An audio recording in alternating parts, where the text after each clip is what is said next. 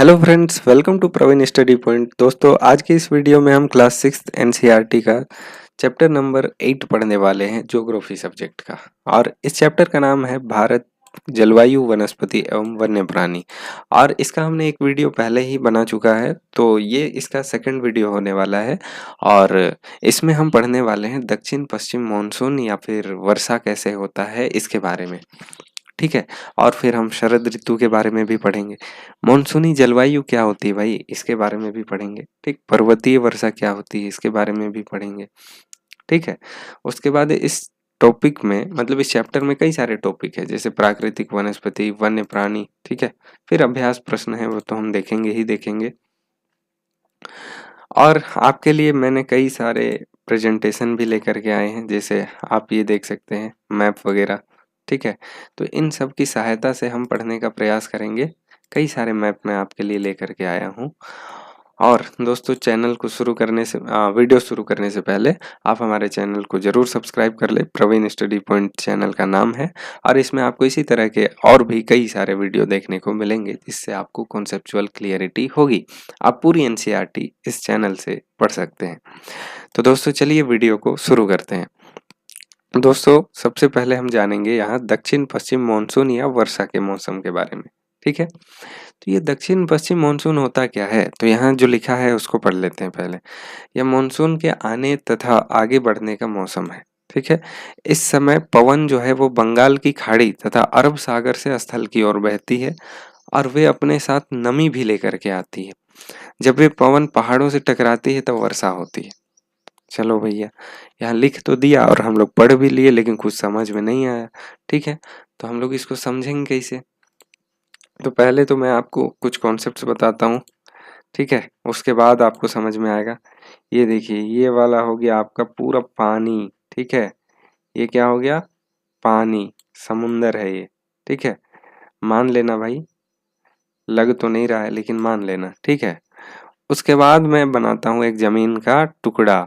ये हरे कलर से बनाऊंगा। ठीक है। हरा कलर तो दिख ही नहीं रहा है, यहाँ बनाऊंगा इस कलर से। ठीक। ये क्या है, एक इस तरह से जमीन का टुकड़ा। ठीक है। अब होता क्या है कि भाई बहुत ज्यादा गर्मी पड़ रही है। ठीक है। मैं बना देता हूँ यहाँ पे सूर्य। ठीक है। सूर्य, यहाँ पे इस तरह से सूरज है भाई, इस तरह से। ठीक है।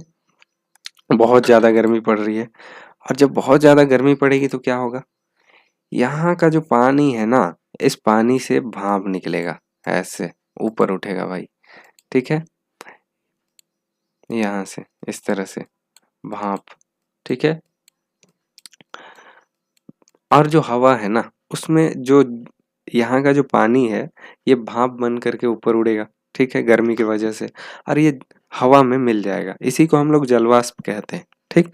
और जिस हवा में जलवाष्प ज्यादा होगा, उसी को हम लोग कह देते हैं कि आर्द्रता बढ़ गई है। गर्मी बढ़ेगा तो पानी से जलवाष्प बनेगा। जलवाष्प हवा में अगर ज्यादा रहेगा तो हम बोलेंगे हवा में आर्द्रता ज्यादा है, नमी ज्यादा है। ठीक है। अब होता क्या है ना, किसी कारण से हवा चलने लगती है इस ओर से। ठीक है। बड़ी तेज हवा चलने लगती है। ठीक है। इसके कई सारे कारण होते हैं। हवा क्यों चलती है, इधर ही से क्यों चलती भाई, इधर क्यों नहीं चली गई। ठीक। लेकिन आप ये मानिए, हवा चल रही है अब इधर से किसी वजह से, तो ये जितनी भी नमी है उसको ले गई इस भूखंड में। ठीक है। अच्छा, यहाँ तक तो सही था, लेकिन यहाँ एक और बात क्या हो गया, यहाँ एक है बड़ा सा पर्वत, इस तरह से। ठीक है।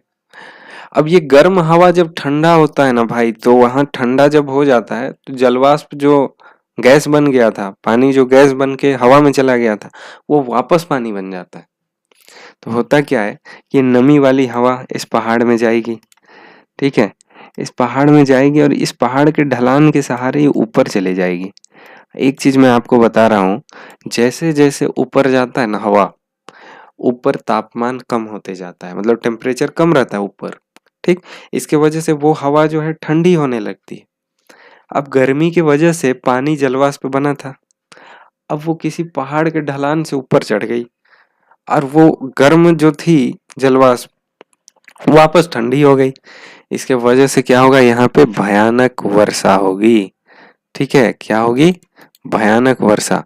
अब ये समुद्र का पानी जो है सब यहाँ जमीन पे बरसने लगेगा। ठीक है, अच्छा इसके बाद ये इस ओर भी जाएगी, सब तरफ जाएगी। जिस जिस ओर ये हवा जाएगी ना भाई, और वहां ठंडी हो जाएगी, वहां बारिश कराएगी।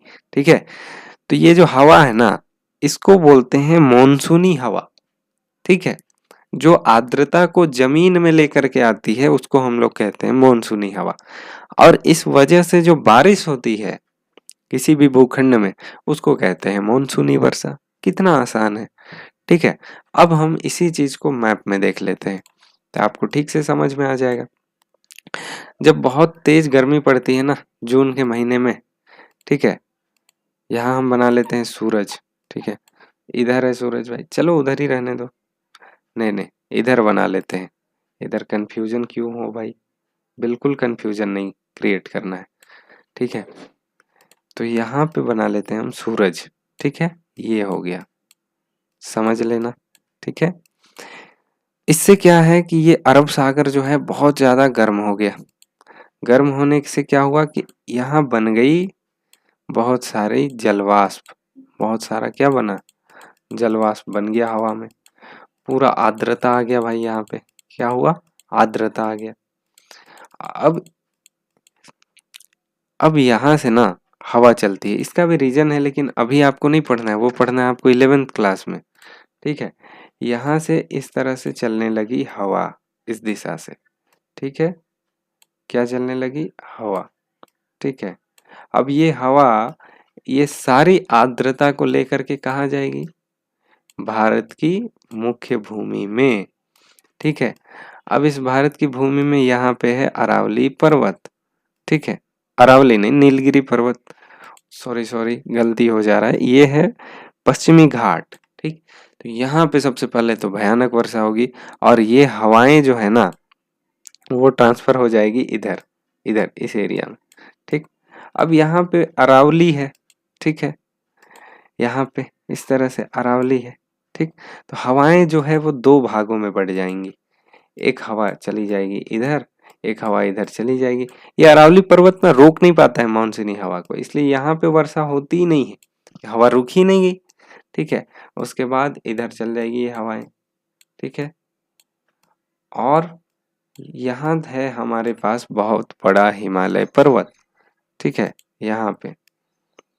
ठीक है, अब बीच बीच में हमारे पास कई सारी पहाड़ियां हैं। ठीक, तो इसके वजह से ना ये पूरे एरिया में भयानक वर्षा होती है। 1-2 महीने पूरा ये मानसूनी वर्षा से भर जाता है भाई हमारा देश इस समय। ठीक है, उसके बाद कुछ समय के बाद क्या होता है ना, किसी कारण से, वो कारण मैं आपको नहीं बता रहा हूँ, वो कारण अभी पढ़ेंगे तो बहुत कॉम्प्लेक्स हो जाएगा। ये हवाएं जो है उल्टा चलने लगता है इस एरिया से, ऐसे ऐसे, तो इसको कहते हैं मानसून के लौटने का समय। ठीक है, मानसून के लौटने का समय। चलिए इसको पहले हम मिटा देते हैं। ठीक है, अगर हवा वापस इधर से इस तरफ चलने लगे तो इसको हम क्या कहेंगे, मानसून के लौटने का समय। ठीक, अब मानसून जब लौटता है तो यहाँ पे भी आर्द्रता है भाई, जो हवा इधर से आती है ना वो ये बंगाल की खाड़ी में जो आर्द्रता थी उसको लेकर के आती है। ठीक है, और यहाँ पे है एक पर्वत। ठीक है, पश्चिमी घाट। ठीक है, यहाँ टकराती है और यहाँ पे मानसून जब लौटता है तब भयानक वर्षा होती है। ठीक, तो मैं जहां तक समझ रहा हूँ आपको समझ में आ चुका होगा बहुत कुछ। ठीक है, अब मैं इसको पढ़ता हूँ तो आपको समझ में आएगा। यह मानसून के आने और आगे बढ़ने का समय है। कौन सा समय, दक्षिण पश्चिम मानसून या वर्षा का मौसम। यहाँ बोल रहे हैं मानसून के आने या आगे बढ़ने का मौसम है। ठीक है, तो यहाँ मानसून क्या हो रही थी, आ रही थी। ठीक है, इसी को बोला जा रहा है। ठीक है, अब बोला गया कि इस समय पवन जो है बंगाल की खाड़ी और अरब सागर से स्थल की ओर बहती है और वे अपने साथ नमी भी लाती है। ठीक है, क्या बोला जा रहा है भाई, तो ये देखिए अरब सागर है, यहाँ से कहाँ बढ़ रही है, स्थल की ओर। ये बे ऑफ बंगाल है, यहाँ से कहाँ बढ़ रही है, स्थल की ओर। ठीक है, और अपने साथ क्या लाती है, नमी लेकर के आती है। तो यही बात कही गई और साथ में पहाड़ों से टकराती है तो वर्षा होती है। मैंने आपको बताया सिंपल सा लॉजिक, ठीक? इसी को कहते हैं वर्षा का मौसम। तो दोस्तों अब हमने जान लिया कि गर्मी कैसे पड़ती है, सर्दी कैसे पड़ती है, साथ में वर्षा कैसे होता है ये भी जान गया, ठीक है? अब हम लोग पढ़ेंगे मानसून के लौटने का मौसम, या फिर इसको हम लोग शरद ऋतु भी बोलते हैं। इस समय पवन स्थल भाग से लौटकर बंगाल की खाड़ी की ओर बहती है और यह मानसून के लौटने का मौसम होता है। भारत के दक्षिणी भागों विशेषकर तमिलनाडु तक आंध्र प्रदेश में इस मौसम में वर्षा होती है। किसी स्थान पर अनेक वर्षों में मापी गई मौसम की औसत दशा को जलवायु कहते हैं, ठीक है?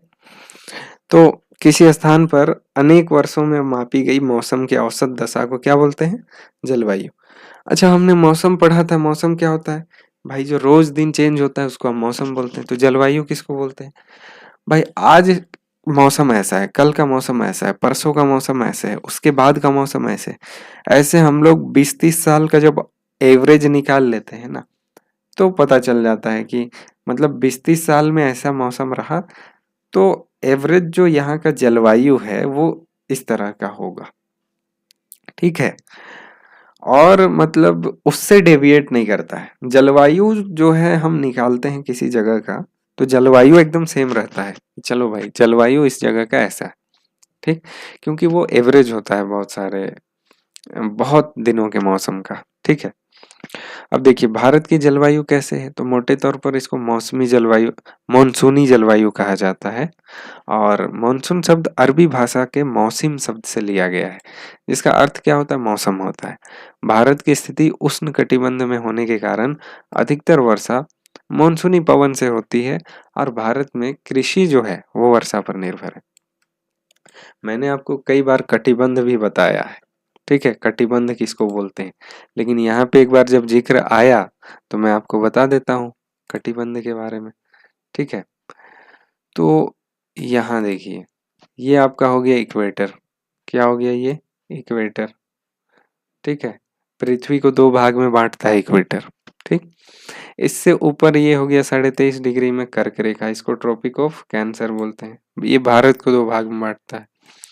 इससे नीचे हो गया मकर रेखा, इसको बोलते हैं ट्रॉपिक ऑफ कैप्रिकॉर्न। ये 23.5 डिग्री दक्षिण में स्थित है, ठीक? इससे अगर सबसे ऊपर हम देखेंगे तो ये क्या हो गया? Arctic circle. और इससे नीचे यहाँ पर भी एक है अंटार्कटिक सर्कल, ठीक है? अब आप देखिए, पहले तो इन दोनों को मिटा देते हैं नहीं तो डाउट हो जाएगा, ठीक है? ये वाला जो इलाका है ना, कलर चेंज कर लेते हैं भाई, ठीक है? ये वाला जो इलाका है इसको कहते हैं उष्ण कटिबंध, ठीक है? क्योंकि यहाँ सूर्य की एकदम सीधी किरणें पड़ती है, ठीक है? इक्वेटर के ऊपर, इक्वेटर के नीचे, ठीक है? ये उष्ण कटिबंध है, ठीक? और ट्रॉपिक ऑफ कैंसर यानी कर्क रेखा और मकर रेखा, इससे ऊपर और नीचे वाला पार्ट, जिसे ट्रॉपिक ऑफ कैंसर, ये वाला पार्ट क्या हो गया?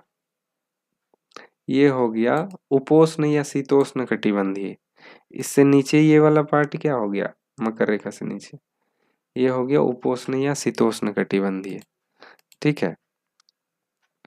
और उष्ण कटिबंधीय कौन है? तो हम यहाँ पे भारत जो है उष्ण कटिबंधीय में, तो ये वाला जो इलाका आपको देखने को मिल रहा है ना, ये वाला इक्वेटर से ऊपर, ये उष्ण कटिबंधीय। इक्वेटर से नीचे भी कहाँ तक? मकर रेखा तक, ये क्या है? पूरा उष्ण कटिबंधीय है, ठीक है? तो आशा करता हूँ कि भाई आपको उष्ण कटिबंधीय भी समझ में आ गया होगा, ठीक है? अगर आपको समझ में नहीं आया तो थोड़ा सा और आपको रिसर्च करने की आवश्यकता है। यहाँ पे कहा जा रहा है कि भारत की जलवायु जो है मानसूनी जलवायु है। क्यों है? तो ज़्यादातर क्योंकि उष्णकटिबंध में पड़ता है भारत, इसलिए मानसूनी पवनों से ही वर्षा होती है और इस वजह से, ठीक? यहाँ पे बोला जा रहा है किसी स्थान की जलवायु उस स्थान की स्थिति, ऊंचाई और समुद्र से दूरी तथा उच्चावच पर निर्भर करती है। स्थिति मतलब वो किस स्थान पे है, मतलब पूरे विश्व में, ठीक? ऊंचाई मतलब उस स्थान की ऊंचाई कितनी है तो जान ही रहे। जैसे जैसे अगर हम ऊंचाई में रहेंगे तो हमें ठंड लगेगी, तो बहुत ऊंचाई में है तो बर्फबारी होगा वहां पे, ठीक है? अगर समुद्र से हम ज्यादा दूर हैं तो हमारा टेम्परेचर मेंटेन नहीं रहेगा, गर्मी में ज़्यादा गर्मी लगेगा, ठंड में ज़्यादा ठंड लगेगी, ठीक है। समुद्र समीर स्थल समीर वाला कॉन्सेप्ट नहीं हो पाएगा, ठीक है। तो समुद्र से दूरी भी तापमान को मतलब और जलवायु को और मौसम को नियंत्रित करती है। आप यहाँ झारखंड में जलवायु देख लीजिए, मतलब मौसम देख लीजिए, और आप कोई तटीय इलाका में चले जाइए, केरल, गोवा वगैरह में, तो वहाँ आप वहाँ का मौसम देख लीजिए, बहुत अंतर होता है, ठीक है। उच्चावच वही फिर ऊंचाई वाला जो पार्ट है, उच्चावच उसी को बोलते हैं, ऊपर नीचे जो पहाड़ पर्वत पठार मैदान, इसको उच्चावच बोलते हैं, ठीक। तो इन सब चीज़ों पे डिपेंड करता है जलवायु, इसलिए हमें भारत की जलवायु में क्षेत्रीय विभिन्नता का अनुभव होता है। राजस्थान के मरुस्थल में स्थित जैसलमेर तथा बीकानेर जो है वो बहुत गर्म स्थान है, जबकि जम्मू और कश्मीर के द्रास और कारगिल बहुत बर्फीली ठंड पड़ती है वहाँ पे, ठीक है, ऊंचाई के वजह से। तटीय क्षेत्र जैसे बम्बई और कोलकाता, जलवायु यहाँ पे मध्यम है, बहुत ज़्यादा न तो गर्मी पड़ती, बहुत ज़्यादा न तो ठंड पड़ता है यहाँ पे। यही बोला जा रहा है, वे न तो अधिक गर्म है और न ही अधिक ठंडे। समुद्र तट पर होने के कारण यहाँ का यह स्थान जो है वो बहुत ज़्यादा आर्द्र है, मतलब यहाँ जलवाष्प की मात्रा बहुत ज़्यादा मिलती है। यहाँ बोला जा रहा है विश्व में सबसे अधिक वर्षा मेघालय में स्थित मासिन राम में होती है। मेघालय में एक जगह है, आपको इंडिया का मैप अगर दिखाएं तो यहाँ पे मेघालय कहाँ पे है भाई, तो मेघालय आपको देखने को मिलेगा यहाँ पे, ये है मेघालय, ठीक है। ये वाला पार्ट जो है ये मेघालय, ठीक है। यहाँ पे एक जगह है मासिन राम, यहाँ पे सबसे ज़्यादा वर्षा होती है, ठीक। जबकि किसी किसी वर्ष राजस्थान के जैसलमेर में भी वर्षा नहीं होती, में वर्षा होती ही नहीं। अच्छा, राजस्थान के जैसलमेर में कभी कभी तो पूरे वर्ष भर में वर्षा हुई ही नहीं, ऐसा भी होता है, ठीक है। तो काफ़ी लंबा वीडियो बन गया दोस्तों, लेकिन मेरा विश्वास है कि अगर आप इस वीडियो को देखते हैं तो आपको ये कॉन्सेप्ट जो है वो ठीक से समझ में आ जाएगा। जितनी बात यहाँ लिखी गई है बहुत छोटे पैराग्राफ में, बहुत कम शब्दों में, उसको समझना बड़ा मुश्किल होता है जब हम 6th क्लास में होते हैं तो इसीलिए मैंने कोशिश किया है कि आपको ठीक से समझाने का कोशिश करूं। आप जब 11th क्लास में जाएंगे तो आपको ये सारी चीज़ें क्लियर हो जाएंगी, ठीक है। लेकिन आपको अभी ये चीज़ें समझ में नहीं आती, लेकिन अगर आप ये वीडियो देखते हैं उसके बाद ये किताब अगर आप पढ़ते हैं तो आपको मतलब मैक्सिमम चीज़ें क्लियर रहेंगी, ठीक है, कि क्या होता है क्या नहीं होता है, ठीक है। और आप मतलब कॉन्फिडेंट रहेंगे कि भाई मैंने पढ़ा है, ठीक है। नहीं तो पढ़ने के बाद भी ये विश्वास नहीं आ पाता है, कॉन्फिडेंस, कि मैं सही पढ़ रहा हूँ या गलत पढ़ रहा हूँ, मतलब पढ़ने के बाद भी क्या मुझे सही समझ आ रहा है कि या गलत समझ आ रहा है, ठीक है। तो इससे बचने के लिए मैंने ये तरीका निकाला है। तो दोस्तों मिलते हैं इसी तरह के नेक्स्ट वीडियो में। लेकिन हाँ दोस्तों, इससे पहले मैं एक बात और आपको बोल दूँ, नेक्स्ट वीडियो में हम प्राकृतिक वनस्पति पढ़ेंगे, फिर वन्य प्राणी पढ़ेंगे, ठीक है।